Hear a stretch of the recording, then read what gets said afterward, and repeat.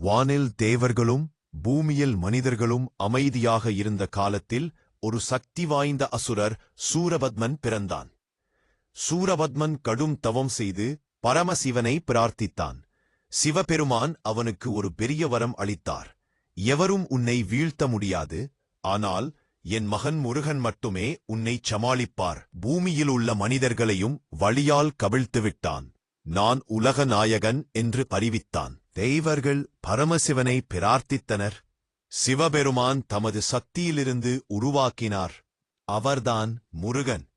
அவர் சூரபத்மனை வீழ்த்தும் ஒரே சக்தி என்று அறிவிக்கப்பட்டது. முருகன் சூரபத்மனுக்கு எதிராக போர் தொடங்கினார்கள்.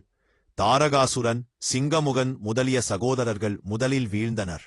கடைசியாக சூரபத்மன் போராடத் தொடங்கினான். சூரபத்மன் வீழ்ச்சி நெருங்கும்போது அவன் பல வடிவங்களில் மாறினான். முதலில் மயிலாகவும் பின்னர் பெரிய மரமாகவும் தோன்றினான். முருகன் வேல் எறிந்து அவனை வீழ்த்தினார். மரம் இருபாகங்களாக பிரிந்தது. ஒன்று மயிலாகவும் ஒன்று சேவலாகவும் மாறியது.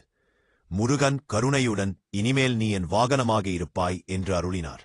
அப்படி சூரபத்மன் மயிலாகி முருகனின் வாகனமாக ஆனான். இதுவே சூரசம்ஹாரம் திருவிழாவின் வரலாறு.